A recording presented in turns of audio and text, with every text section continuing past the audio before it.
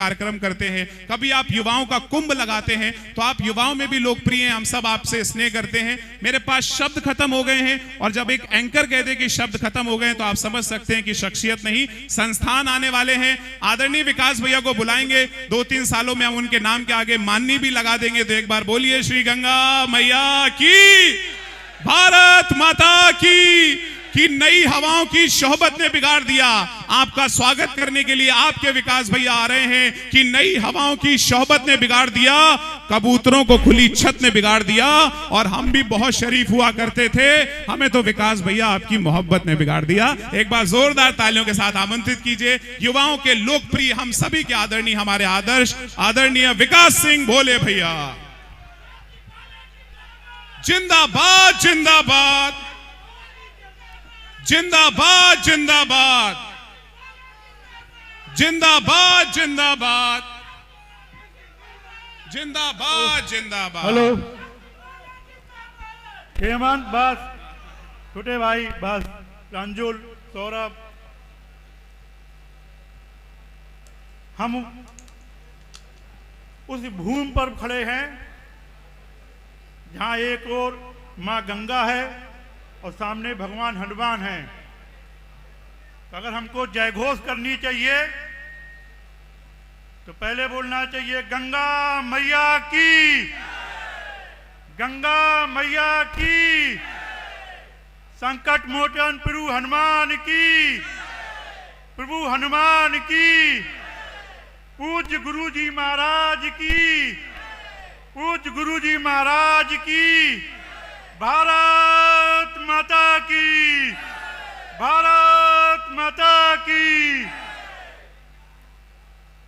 नित्य का माता और पिता के चरणों में नमन। आज के कार्यक्रम के अध्यक्ष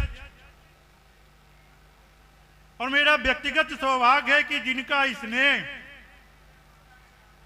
और मार्गदर्शन मुझे लगातार प्राप्त होता रहता है। अगर उनके लिए कहा जाए कि वो सादगी की एक मूर्ति हैं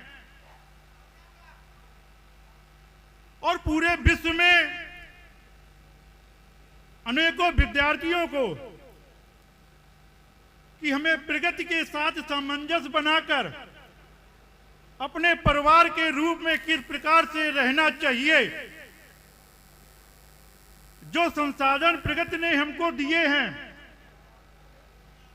उसका हम उपयोग करें, दुरुपयोग ना करें, ऐसे पूरे परिवार को जन जागरण का एक अभियान चलाने वाले और आज हम सबको अपना आशीर्वचन देने के लिए हमारे मध्य पधारे हैं। ऐसे इस कार्यक्रम के अध्यक्ष परम आदरणीय गणेश बागड़िया जी के चरणों में प्रणाम करते हुए आज के कार्यक्रम के मुख्य अतिथि के रूप में, और जिनके लिए मैं कह सकता हूं कि मुझ जैसे एक समान नौजवान को मात्र मेरे एक ही निवेदन पर कि जब मैंने उनसे कहा कि मैं गंगा मैया पर और जल पर एक कार्यक्रम करना चाहता हूं, आपका आशीर्वाद मुझे चाहिए, मात्र मेरे जैसे एक छोटे व्यक्ति के निवेदन पर अपने बहुमूल्य समय में से आज हम सबको आशीर्वाद देने के लिए, जिनको पूरे विश्व ने मैग्सेसे अवार्ड से सम्मानित किया और तब जाके भारत सरकार के द्वारा उनको वाटरमैन ऑफ इंडिया की उपाधि दी गई। और वो ऐसे नहीं दी गई, जब उन्होंने एक ऐसे स्थान पर जहां निराशा के रूप में आम जनमानस जो जल ही जीवन के रूप में बहुत ज्यादा परेशान हो चुका था, उस ऐसे जगह पर 6 से 7 नदियों को जो पूरी तरीके से विलुप्त हो चुकी थी उनको पुनर्जीवित करने का काम किया। अनेक जलसाओं और जो हमारी माताओं बहनों की कठिनाई थी, जो किलोमीटर दूर जाके पानी लाया करती थी, जब उन्होंने इस बड़े अभियान के जन जागरण का किया तो पहले विश्व ने उनका सम्मान किया और तब हमारे भारत की सरकार के द्वारा उनका सम्मान किया गया। और हम सबका सौभाग्य है कि आज हम सबको अपना आशीर्वचन देने के लिए वो आज इस मंच पर पधारे हैं। मैं उनका भी शीश झुकाकर हार्दिक अभिनंदन, वंदन और स्वागत करता हूं इस कार्यक्रम में। परिवार के सदस्य के रूप में कहूं, यह हर व्यक्ति के जीवन में कठिनाइयां आती हैं और उन कठिनाइयों के लिए कोई ना कोई एक ऐसा माध्यम होता है जब वो व्यक्ति उस व्यक्ति के पास जाता है। व्यक्तिगत तौर पे मैंने कहा कि मेरे परिवार के हैं, मेरे चाचा जी हैं, पर जब भी मेरे जीवन में कोई कठिनाई आती है, उस कठिनाई के लिए, हल के लिए अगर मैंने सबसे पहले कोई भी व्यक्ति मेरे जीवन में आता है, मुझे कोई दिमाग में आता है, ऐसे हमारे चाचा जी सुप्रीम कोर्ट के बड़ी सदस्यता श्रीमान परम आदरणीय संजीव दुबे चाचा जी के चरणों में प्रणाम करते हुए उनका भी इस कार्यक्रम में हार्दिक अभिनंदन, वंदन और स्वागत करता हूं। यहां पर उपस्थित हमारे बड़े बुजुर्ग, हमारी माताएं बहनों के चरणों में प्रणाम करते हुए हमारे नौजवान साथी, हमारे पुलिस प्रशासन के लोग, हमारे मीडिया कर्मी लोग, हमारे नौजवान भाई और हमारे सीए, हमारे डॉक्टर, हमारे इंजीनियर, हमारे एचबीटीआई के, हमारे आईआईटी के प्रोफेसर, हमारे अन्य शिक्षक, हमारे कानपुर के अधिवक्ता और हमारे इतने सारे परिवारी जनों का भी इस कार्यक्रम में शीश झुकाकर हार्दिक अभिनंदन, वंदन और स्वागत करते हुए, मित्रों यह एक कार्यक्रम ही नहीं है,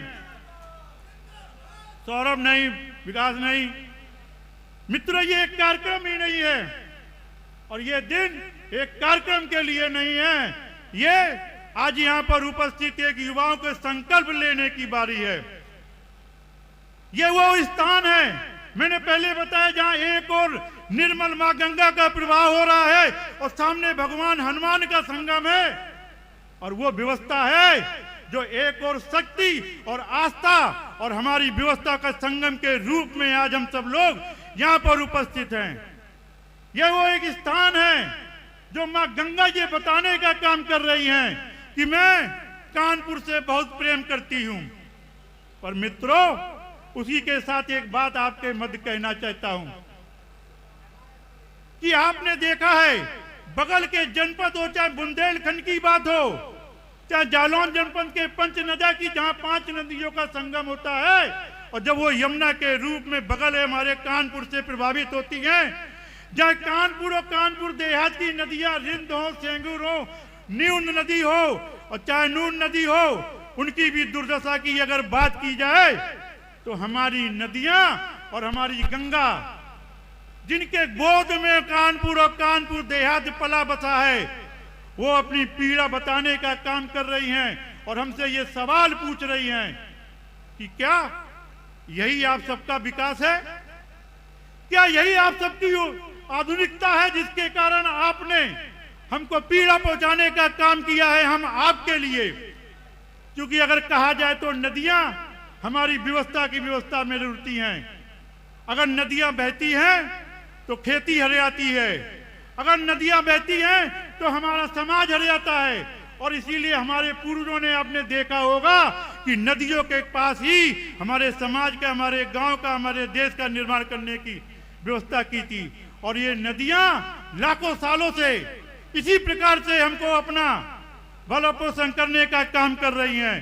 पर कहीं ना कहीं हम आधुनिकता में, कहीं ना कहीं हम आगे बढ़ने के चक्कर में जो पीड़ा पहुंचा रहे हैं और इसीलिए आज इस मंच के माध्यम से हमारे चाचा जी लोग बैठे हुए हैं, मैं आपसे एक ही निवेदन करते हुए, सामने हनुमान जी का स्थान है कि जो हम आधुनिकता के रूप में इन ग्रंथियों का दोहन कर रहे हैं, जो पीड़ा पहुंचाने का काम इनके साथ कर रहे हैं, उसको कैसे रोका जाएगा, ये व्यवस्था देने का काम हमारे चाचा जी के मार्गदर्शन में होगा। और इस उद्देश्य के लिए जो युवा समिति के लोग यहाँ एकत्र हुए हैं, वो युवा समिति जो भी संचालक बता रहे थे, कानपुर नगर और कानपुर देहात में चाहे साइबर अपराध के खिलाफ युवाओं को जागृत करने का अभियान हो, चाहे सड़क सुरक्षा के रूप में जीवन रहेगा तो सब कुछ रहेगा, ये मूल्य समझाने का अभियान हो, चाहे वृक्षारोपण के रूप में लाखों पौध लगाने का अभियान हो, और चाहे नशे से अगर मुक्ति होगी तभी समाज का निर्माण होगा। क्योंकि माना यह जाता है अगर नौजवान नशा करता है तो सबसे पहले उसका चरित्र गिरता है, और जब चरित्र गिरता है तभी अपराध का जन्म होता है। और जब अपराध का जन्म होगा तो हम इसी प्रकार से अपने समाज को दूषित करेंगे, अपनी नदियों को दूषित करेंगे और अपनी व्यवस्था को भी खराब करने का काम करेंगे। और इसलिए आज इस मंच के माध्यम से हमारे नौजवान साथी, चाहे वेदव्रत सचान हो, चाहे दिलीप सिंह हो, चाहे दिलीप पटेल हो, चाहे रणविजय हो, चाहे बउआ हो, चाहे संजीव सिंह हो, चाहे झल्लर हो, चाहे श्याम सिंह जी हो, चाहे रूपनंद त्रिपाठी हो, चाहे हेमंत हो, चाहे ऋषि हो, चाहे टिंकू हो, चाहे जनक हो, चाहे सौरभ तिवारी हो, चाहे हेमंत सिंह हो, चाहे जितने लोग हैं जिनका नाम भी नहीं ले पाया हूं, अगर क्योंकि यहां व्यक्तिगत तौर पे सभी को जानता हूं, श्याम सिंह हो, चाहे जनक भैया हो, आप सबका, क्योंकि जिनका नाम लिया है वो मेरे अपने हैं, और जिनका नाम नहीं लिया भरोसा रखिए वो मेरे दिल में बसते हैं। आप सबका इस कार्यक्रम में अभिनंदन, वंदन और स्वागत करते हुए आपसे एक ही निवेदन करूंगा मैं कि हमारे मुख्य अतिथि महोदय जी, हमारे अध्यक्ष जी और हमारे विशिष्ट अतिथि जी के मार्गदर्शन में जो आज हमको मार्गदर्शन प्राप्त होगा, हम जल की एक एक बूंद को, चाहे माँ गंगा की बूंद हो और चाहे घर में उपयोग करने वाली एक एक बूंद का संवर्धन करने का, उसको सुरक्षित करने का एक बड़ा अभियान बनाएंगे, और जिससे कि हम आने वाली पीढ़ी के सामने जो समस्या, चूंकि अभी कुछ दिन पहले दैनिक जागरण पेपर में निकला था कि 10 साल के अंदर भूजल का 2.5% जल स्तर गिरा है। वो माँ गंगा जो आकाश में गंगा माँ के रूप में है, आकाश गंगा के रूप में है, मृत्यु लोक में माँ गंगा के रूप में है, और पाताल लोक में भोगवती के रूप में हम सबको तारण कर रही है। हम एक एक बूंद बचाने का अभियान सबसे पहले स्वयं अपने परिवार, अपने मोहल्ले, अपने गांव और अपने शहर में जाके इस प्रकार का जन आग्रह करेंगे, और पुनः मंच पर उपस्थित सभी परिजनों का और सामने बैठे हुए सभी लोगों का इस कार्यक्रम में हार्दिक अभिनंदन, वंदन और स्वागत करते हुए, आभार प्रकट करते हुए अपनी वाणी को विराम दूंगा। जय हिंद, जय भारत। सभी लोगों को पहले से पता है कि पानी बचाना जरूरी है, ये बातें सभी लोग जानते हैं, लेकिन मानता कोई भी नहीं है ना। तो हम कोशिश करेंगे मनोरंजन के माध्यम से, नाटक के माध्यम से, कहानी के माध्यम से, गीत के माध्यम से आप सभी लोगों तक कुछ बातें पहुंचाएंगे और आप सभी लोगों को जागरूक करेंगे। जी हाँ, बस थोड़ी ही देर में आप सभी लोगों के बीच में शुरू करने जा रहे हैं नुक्कड़ नाटक। उसी शुरू करने से पहले श्रीधर पाठक जी की कुछ लाइनें, वो क्या कहते हैं पर्यावरण के लिए, नदी के लिए, पानी के लिए, जीव जंतु हम सभी लोगों के लिए। वो कहते हैं कि सूरज की किरणों से सीखो नित्य हंसना और हंसाना, कि सूरज की किरणों से सीखो नित्य हंसना और हंसाना, वनों वृक्षों नदियों से सीखो सबको गले लगाना। यहाँ तो वनों वृक्षों की तरह हमें सबको गले लगाना है, हंसते रहना, मुस्कुराते रहना है, चेहरे पे है एक स्माइल रखनी है।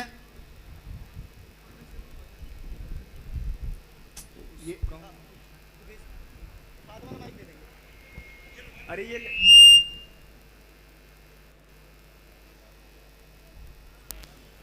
हेलो हेलो चलेगा।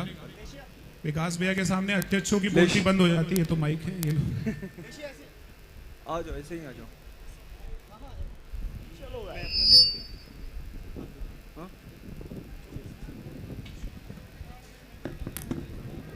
हेलो हेलो, ये ले लो, ये रखे रहना।